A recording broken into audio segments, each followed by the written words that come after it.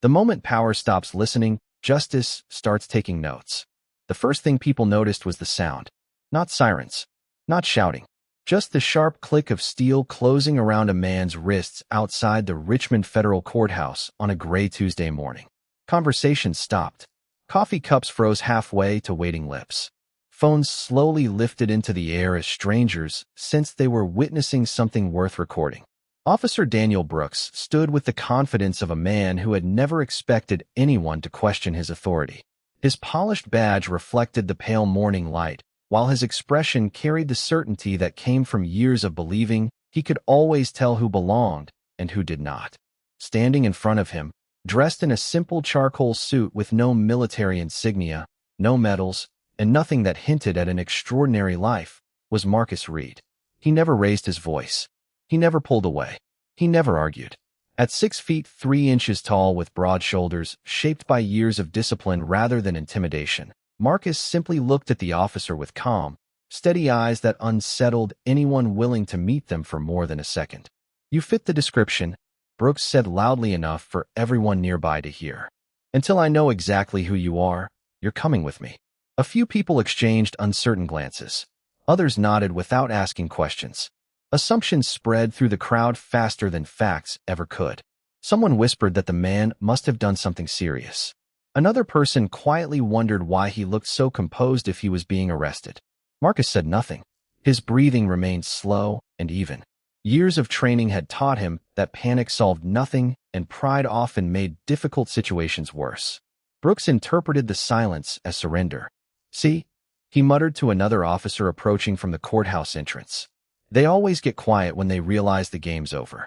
The younger officer hesitated for only a moment before stepping back, unsure whether something about the situation felt wrong or whether he simply lacked the confidence to question his superior.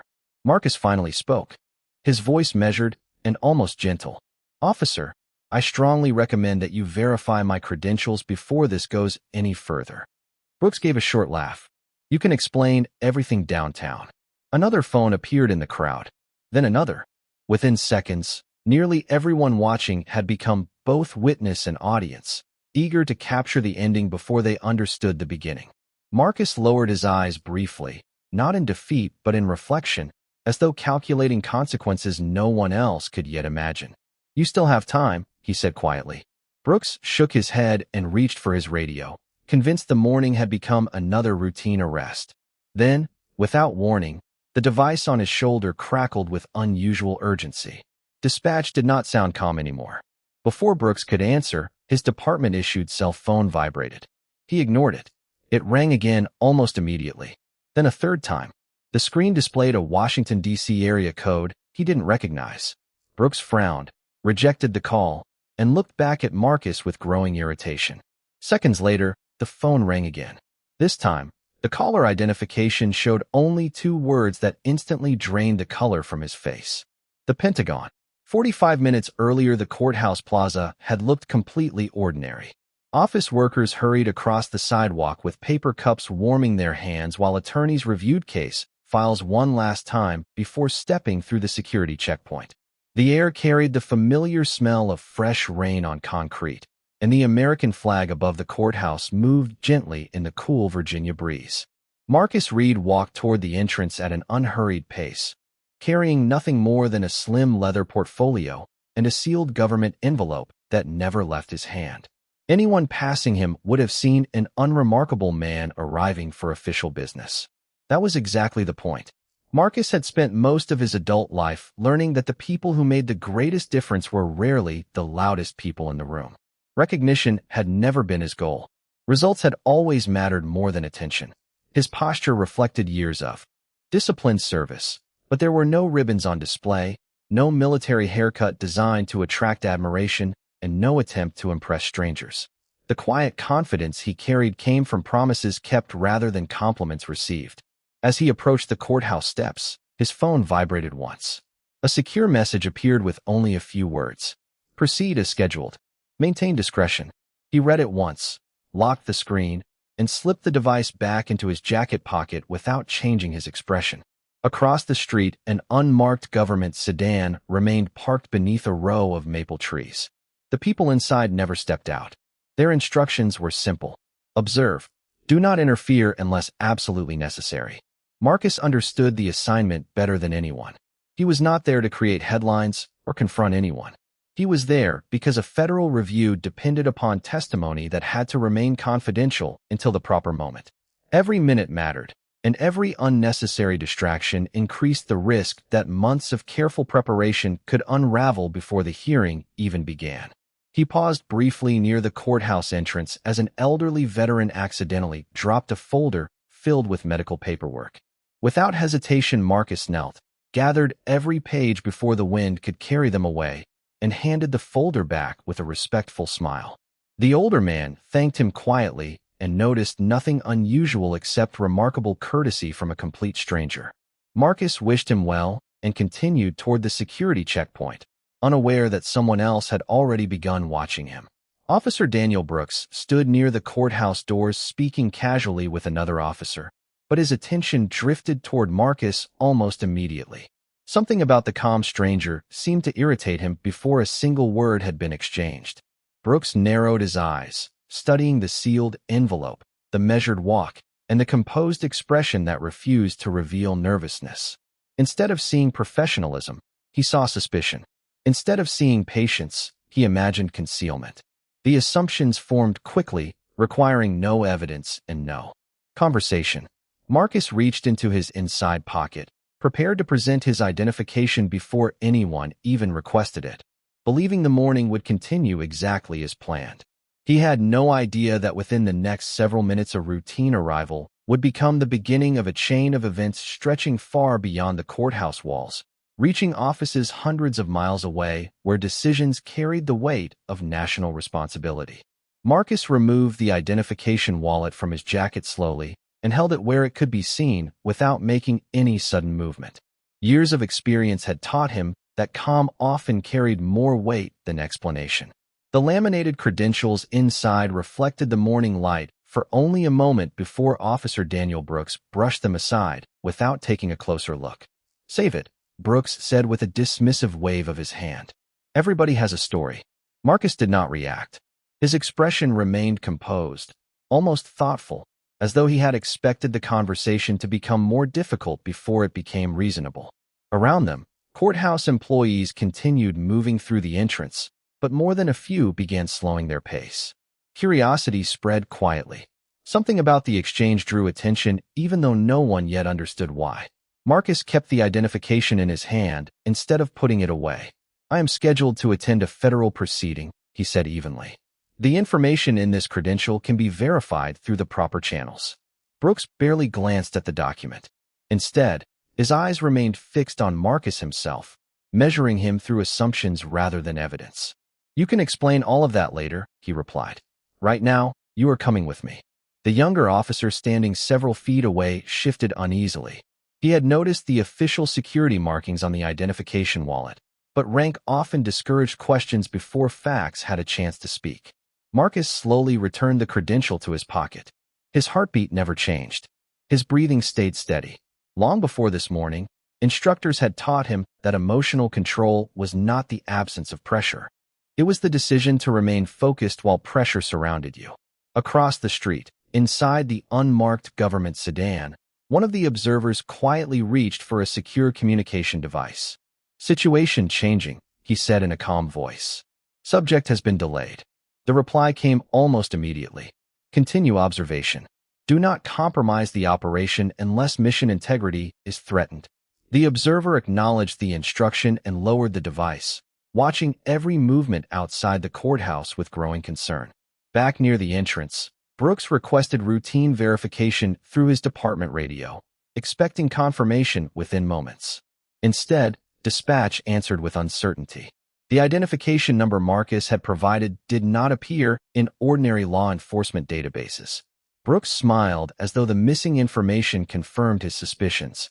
He never considered the possibility that some records were intentionally unavailable outside specific federal systems. Marcus understood exactly what had happened.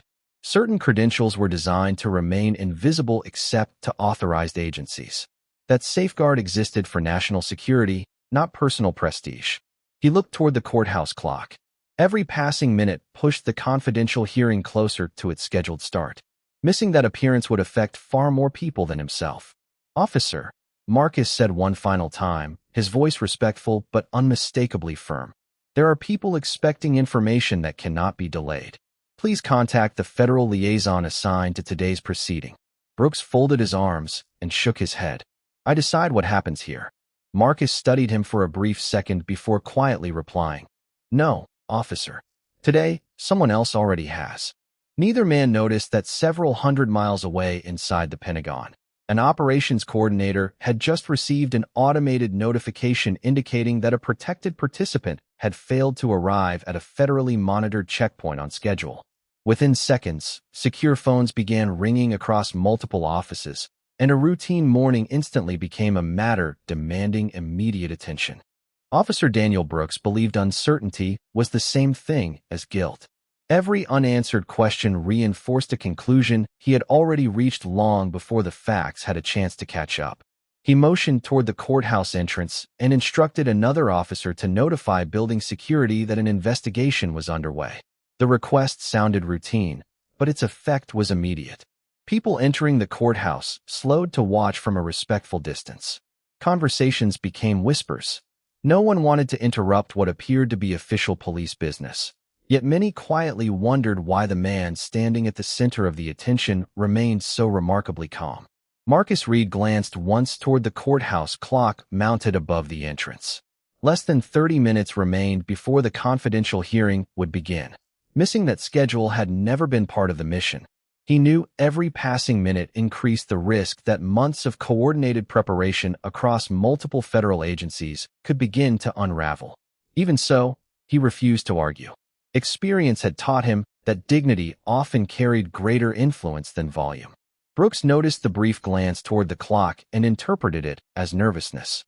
"Running out of excuses?" he asked with a confident smile. Marcus met his eyes without anger. "Running out of time," he answered quietly. "There is a difference." The younger officer standing nearby shifted his weight again. Something about Marcus continued to challenge every assumption the situation seemed to invite. His speech was measured. His posture never changed. His identification had looked authentic. Most of all, he seemed genuinely concerned about arriving somewhere rather than avoiding responsibility. The younger officer leaned closer to Brooks and spoke softly enough that only he could hear. "Maybe we should verify through the federal contact listed on the credential." Brooks dismissed the suggestion immediately. "I do not need another agency telling me how to do my job." Across the street, the observers inside the unmarked sedan exchanged a brief look.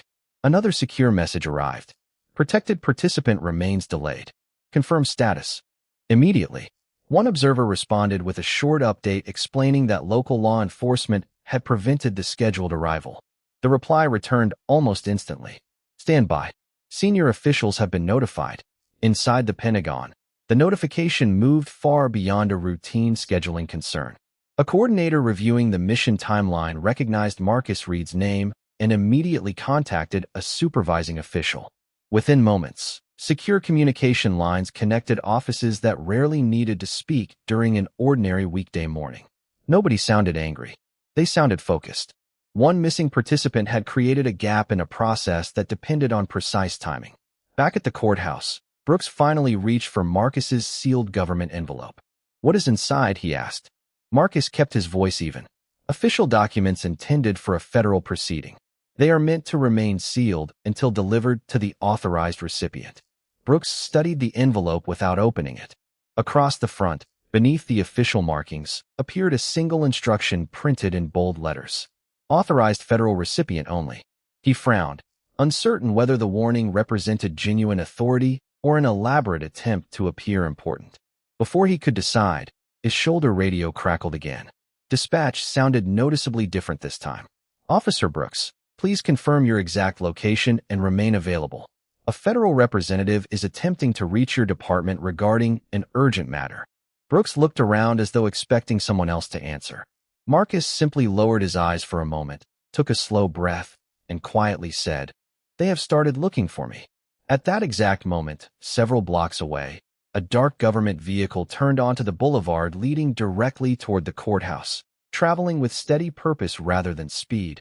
carrying people who already knew far more about the morning than anyone standing on the courthouse steps. The atmosphere outside the courthouse shifted so gradually that almost nobody noticed the exact moment curiosity became uneasiness. Officer Daniel Brooks still carried himself with complete confidence, but the certainty in his expression had begun to compete with growing confusion. His radio had interrupted him twice. Dispatch had sounded unusually careful.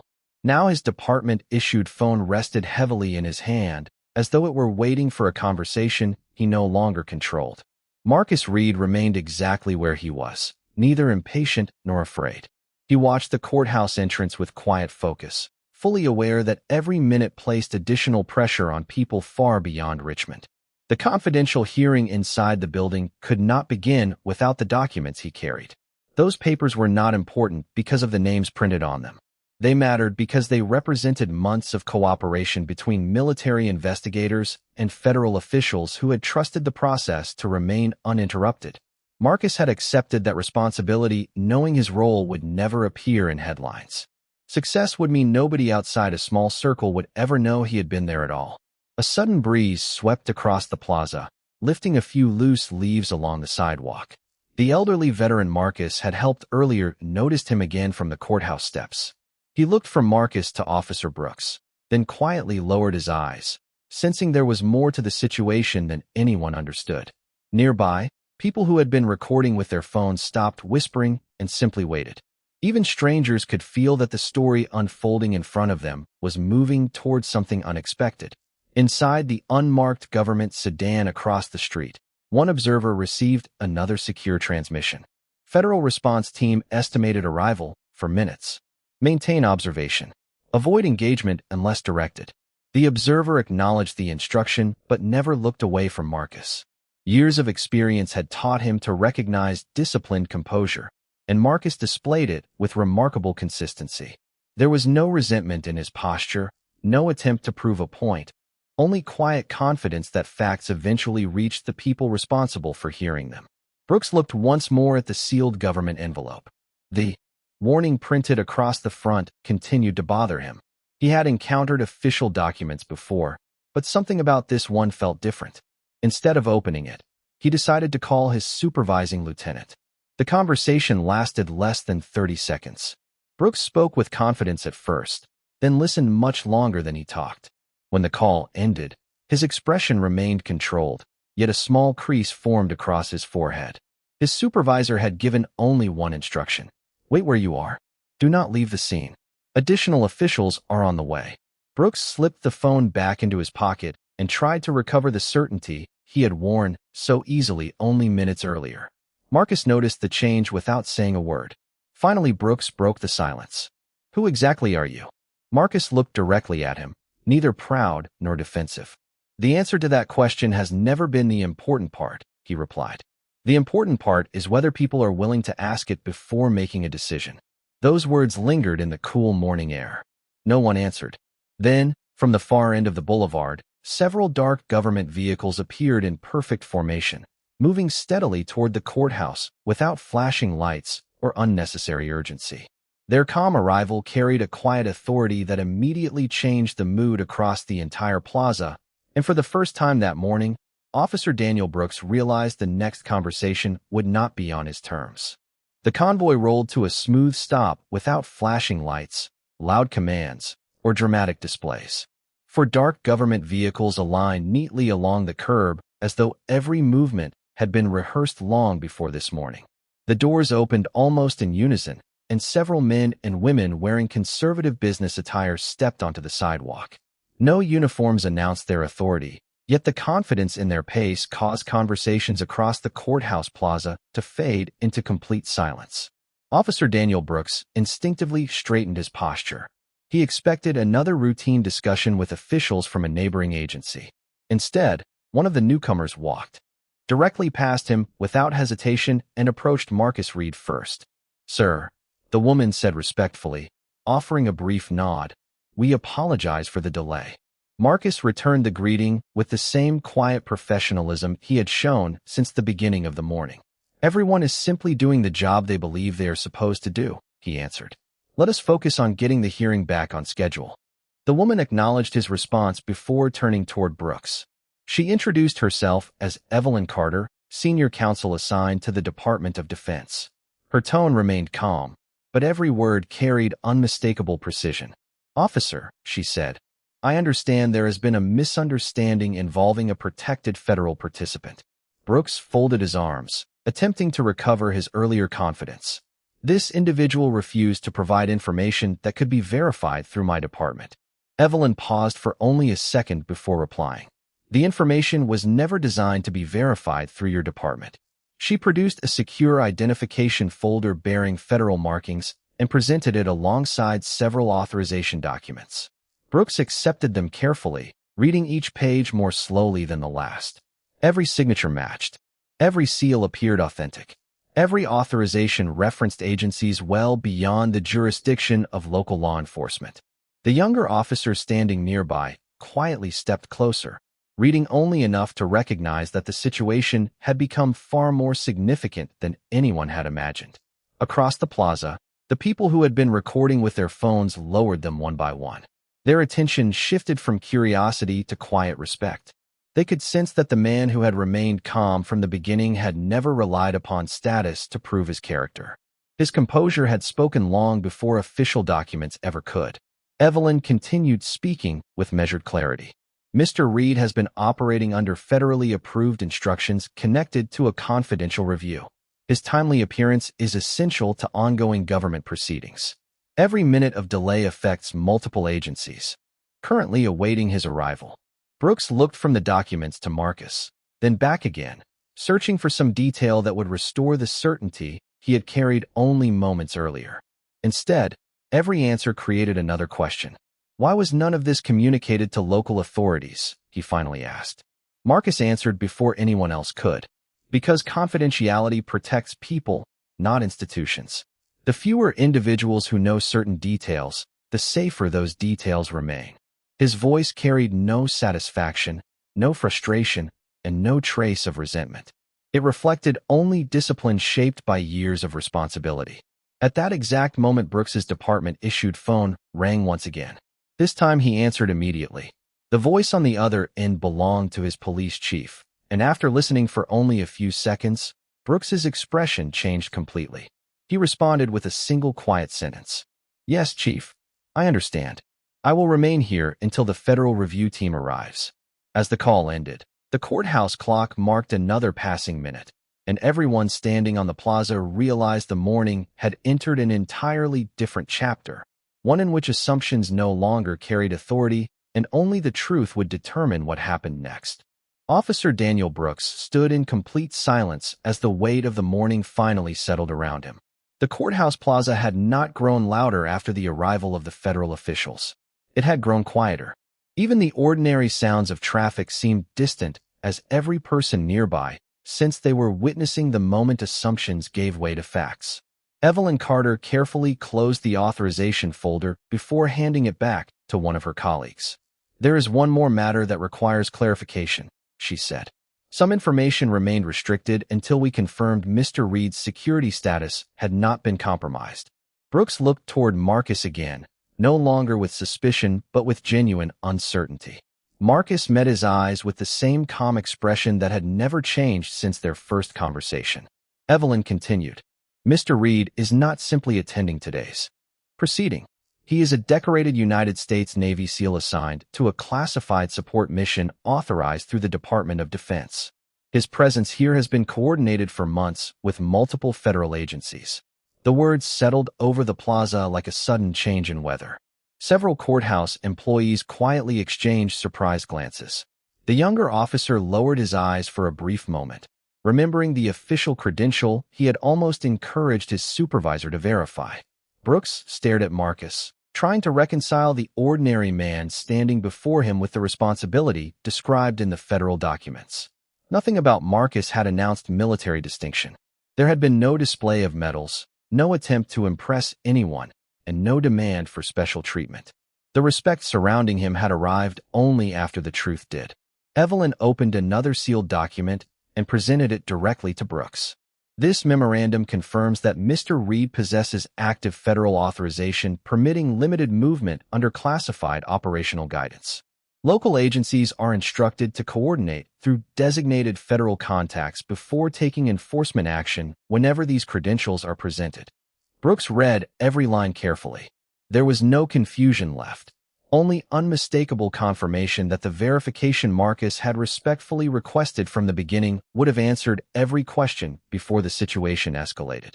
The police chief's vehicle arrived moments later, and Chief Robert Hayes stepped onto the sidewalk with measured composure. He greeted the federal team first before walking toward Brooks. "Officer," he said quietly, "I have reviewed the information personally. We will cooperate fully with today's federal procedures." Brooks gave a slow nod, understanding that the conversation had moved far beyond personal judgment. Chief Hayes then turned toward Marcus. "Mr. Reed, on behalf of this department, I appreciate your patience while we work to resolve what should have been handled differently." Marcus offered a respectful nod in return. "Chief, my objective has always been the same. I need to deliver these documents before the hearing begins. Everything else can wait." The simplicity of his answer surprised everyone listening. He had every opportunity to draw attention to himself, yet he focused only on completing the responsibility he had accepted. Evelyn glanced toward the courthouse entrance and smiled slightly. "Then let us make sure the mission continues."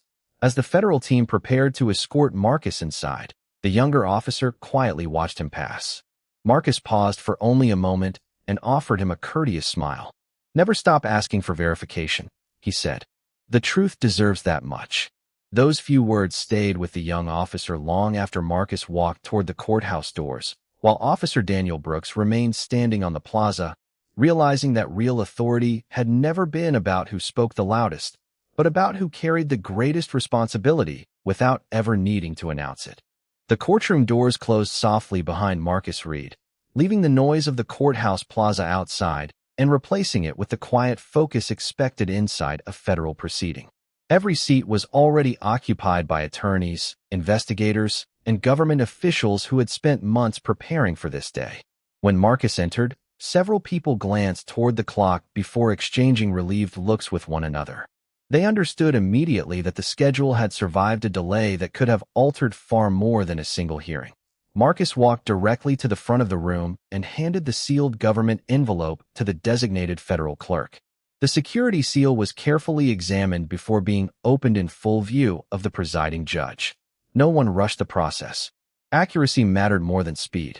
Across the room, a representative from the Department of Defense quietly confirmed Marcus's identity for the official record. There were no dramatic announcements and no public recognition. The respect shown inside the courtroom came from professionalism rather than applause. As the documents were reviewed, the judge looked toward Marcus with a slight nod. "Thank you for ensuring these materials arrived despite unexpected complications." Marcus answered simply, "I was fulfilling my responsibility, Your Honor." Those few words reflected the same quiet discipline that had guided every decision he had made throughout the morning. Outside the courtroom, however, the atmosphere continued to evolve. Chief Robert Hayes had requested an immediate administrative review of the events that occurred before the federal hearing. Officer Daniel Brooks remained inside a conference room with senior supervisors while dispatch records, radio communications, and body camera footage were collected for examination. Nobody rushed to conclusions. The purpose of the review was not to embarrass anyone but to determine whether established procedures had been followed and where better judgment might have prevented the misunderstanding.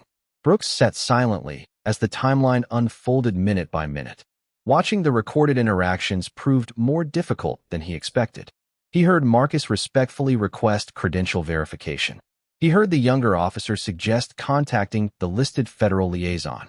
He watched himself dismiss both opportunities. For the first time that morning, he saw the situation from the perspective of someone standing outside it. The confidence he had relied upon now looked different. It no longer resembled certainty. It resembled assumption. Across the hall, the younger officer completed his own written statement. He did not criticize his supervisor or attempt to protect himself. Instead, he described exactly what he had observed, including the official markings on the credential and Marcus's repeated requests for proper verification. Chief Hayes reviewed every report carefully before speaking with the federal representatives. Evelyn Carter appreciated the department's willingness to examine the incident openly. Strong institutions improve when they are willing to learn, she said. Accountability protects public trust. Those words remained with Chief Hayes long after the meeting ended. Inside the courtroom, the hearing concluded successfully. The documents Marcus had delivered became part of the official federal record exactly as intended. As participants quietly gathered their materials, one senior investigator approached Marcus before leaving. "You handled today's events with remarkable restraint," he said. Marcus smiled politely. "Discipline is not tested when everything goes according to plan," he replied. "It is tested when it does not." The investigator nodded in quiet agreement, understanding that the greatest lesson from the morning had never been about hidden authority or classified responsibilities. It had been about the difference between judging someone by assumptions and honoring the simple responsibility to seek the truth before making a decision. Late that afternoon, the courthouse plaza looked almost exactly as it had when the day began, yet everyone who had experienced the morning understood that something invisible had changed. The sidewalks were busy again, attorneys hurried toward their next appointments, and the steady rhythm of ordinary life returned to Richmond. Marcus Reed stepped outside carrying the same leather portfolio, now noticeably lighter after completing the responsibility that had brought him there. He paused for a brief moment beneath the American flag, taking a slow breath before starting toward the waiting government vehicle. There were no cameras surrounding him, no speeches celebrating his service, and no reporters asking for interviews. That was the way he preferred it. His greatest accomplishments had always belonged to missions completed rather than recognition received. Before he reached the curb, Chief Robert Hayes approached him one final time. "Mr. Reed," he said sincerely, "today reminded every one of us that authority carries the obligation to seek facts before reaching conclusions. Our department will learn from what happened." Marcus extended his hand, and the two men shook hands with quiet mutual respect. "Learning is how trust is rebuilt," Marcus replied. "Every profession earns respect by improving when mistakes are discovered." A few steps behind the chief stood Officer Daniel Brooks. The confidence that had defined him that morning had been replaced by thoughtful silence. He understood that the administrative review would continue according to department policy and that its outcome would be determined through established procedures rather than emotion. For several seconds, neither man spoke. Finally, Brooks looked directly at Marcus. "I should have listened before making my decision," he admitted. "I believed I already knew enough." Marcus nodded gently. "We all make decisions every day," he answered. "The question is whether we allow facts to shape them or assumptions to replace them." There was no anger in his voice and no desire to humiliate the officers standing before him. The lesson carried enough weight without either of those things. Nearby, the younger officer quietly watched the exchange, knowing it would influence the way he approached every encounter throughout the rest of his career. Verification would never again feel like a formality. It would become a responsibility. As Marcus entered the waiting vehicle, Evelyn Carter closed the rear door before taking her seat beside him. The convoy pulled away from the courthouse with the same calm professionalism that had marked its arrival. Within minutes, it disappeared into afternoon traffic, leaving behind no dramatic scene, only a lasting reminder that truth often arrives without raising its voice. Chief Hayes remained standing on the courthouse steps until the vehicles were out of sight. He looked toward the officers gathered nearby and quietly reminded them that every badge represented public trust before it represented authority. Those words spread through the department in the weeks that followed, becoming part of conversations about professionalism, accountability, and the importance of treating every person with fairness and respect. Long after the official reports were completed and the hearing became another closed federal record, people who had witnessed the events still remembered one image above all others. They remembered a man who never needed to announce his service because his character revealed it first. They remembered that real strength remained calm when challenged, that real honor did not demand recognition, and that justice began the moment someone chose to seek the truth instead of assuming they already possessed it. Because in the end, a badge may represent authority, but character is what gives authority its purpose, and the quiet courage to honor the truth will always outlast the loud confidence of unfounded certainty.